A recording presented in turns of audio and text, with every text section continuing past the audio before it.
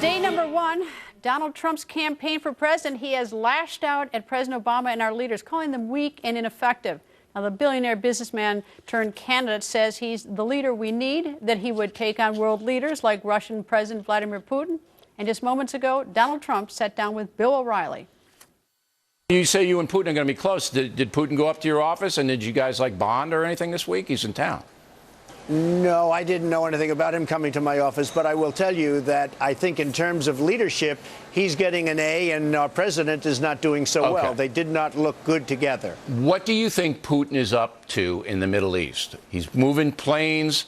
He's moving advisors into Syria. What is he up to?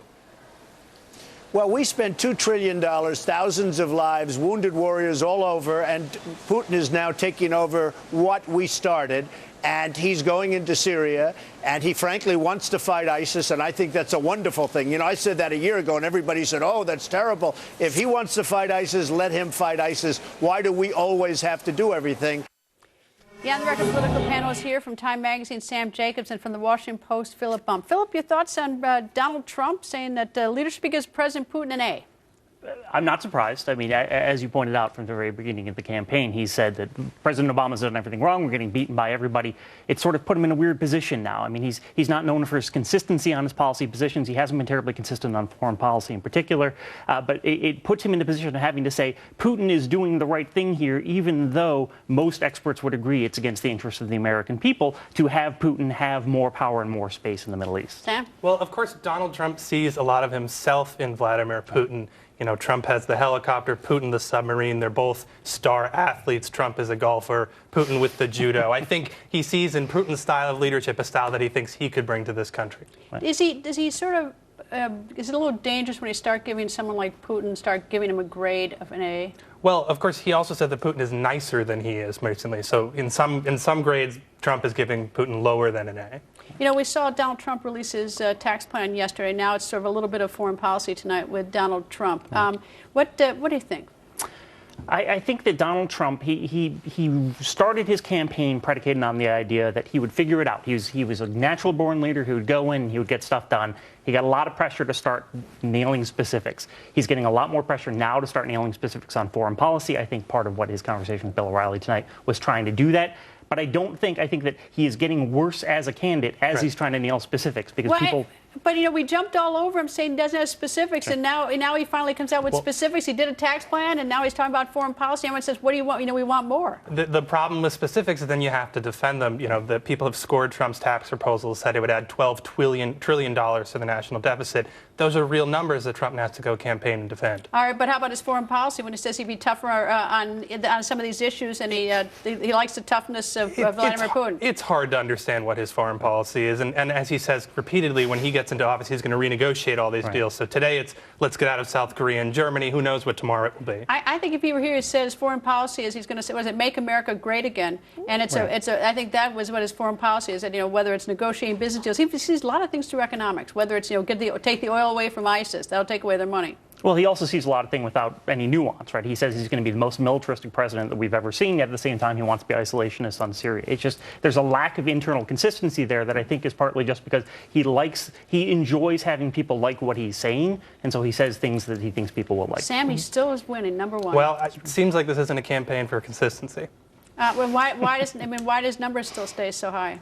I think this, you know, people resonate, people understand his personality. People think this is someone who's going to take charge. And a lot of it has to do with this president. The things they don't like about this president, they're seeing things that they do like in Donald Trump. Sam, Philip, stick around. And tune in tonight to the O'Reilly Factor for the rest of the interview that Bill has with Donald Trump. That's tonight at 8 p.m. Eastern on O'Reilly. And here's great news tonight for New Jersey Governor Chris Christie. He scored a major win in Iowa. The 2016 GOP presidential candidate getting the support of some major donors in that key battleground state. The big question, are these latest endorsements enough to breathe some life back into Christie's campaign? Fox News chief political correspondent Carl Cameron is live in Des Moines, Iowa. Carl. Hi, Greta. Well, there's always sort of a perpetual stampede in Iowa of presidential candidates, but it seems to be accelerating a little bit, in part because of the departure from the race of Scott Walker, the governor of Wisconsin, last week, and Rick Perry before him. And Chris Christie and a number of candidates see a real opportunity. Christie came here today to get the endorsement of 6 major Iowa influence peddlers in the GOP. folks who really comprise the inner circle of Governor Terry Branstad, the 5-term Republican governor of Iowa, who has the best, by far, organization in the first caucus state. So these 6 insiders from Branstad's camp provide money, organization, ground troops, precisely what's necessary to win the Iowa caucuses. And for Christie, it's an opportunity to show off these supporters in what is perceived as some degree of a vacuum in the absence of Walker and Perry for these candidates. Now, Kasich is here. There are a number of other candidates who are pursuing this equally as aggressively. Bobby Jindal will be in town in the next couple of days. Marco Rubio is coming here. A number of candidates see this as an opportunity, but tomorrow is a very, very important day on the campaign trail because it is the end of the third quarter. The fundraising in the third quarter of the year that precedes a presidential election is the 3-month period where candidates have to put big bucks in the bank so that they have enough to gas the bus when they hit the trail next year and the actual voting begins. The deadline is at midnight tomorrow. Candidates who aren't able to bank $20, $30, $40 million over the last 3 months may find it very, very difficult to compete. Right now, Jeb Bush and Ted Cruz are leading the fundraising. In the last quarter, Jeb Bush had raised over $100 million for his super PAC and his campaign combined, and Ted Cruz was at about $50 million. They are definitely the cash leaders. Those candidates who don't bank some big bucks tomorrow, in about a month or two, when the attack ads begin, may find themselves forced out for lack of cash to keep going. Okay, Carl, I don't need to tell you how important Iowa is. You can probably be telling me how important Iowa is. It's the first caucus state. But tell me, if Governor Christie got 6 major insiders, the first thought I have is, how many insiders are there? If there are 18 and somebody else swooped up 12, then it wouldn't look so good. I mean, is this a major deal that he got the 6, or are there a lot of others to grab? Well, endorsements generally in Iowa don't matter. These individuals, as a bloc, people who have been responsible and have helped Republican presidential caucus winners in the past. They've also helped Branstad get reelected a bunch of times, Chuck Grassley, the Republican senator from here, Joni Ernst, the new Republican senator from here. All of them had these 6 people in one way or another involved in their successes. So Christie counts it as a big opportunity. Kasich is coming here in large measure, again, because of the absence of Scott Walker, but also because he's a Midwesterner from Ohio. Ohio is a hugely important swing state. He wants to remind everybody of that by coming here to Iowa and saying effectively he's giving it another look because he thinks he can pick up some momentum. He'll be here in the next couple of days.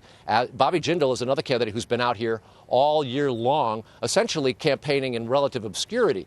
Mike Huckabee, who won here in 2008, has been here for some time. It's the candidates down in the low single digits that rely on the early voting states of Iowa, New Hampshire, and South Carolina, where they can actually get attention, and it doesn't cost them tens of millions of dollars to do it. If they don't raise tens of millions of dollars in the next couple of weeks and have it in the bank by, say, Thanksgiving, they are going to be in really dire straits. And so, as an aside, is that Senator Rick Santorum won, and he didn't spend much money, didn't have much money, he was under the radar, but of course they didn't announce that till a little late for him last time around. But anyway, it's a great state. Peaking towards the end, Greta, is what all of these candidates are trying to do. Those who are leading so like winning now at the end. You want to win at the end, too. Anyway, I got to go, Carl. Thanks, Carl. Thanks, Greta.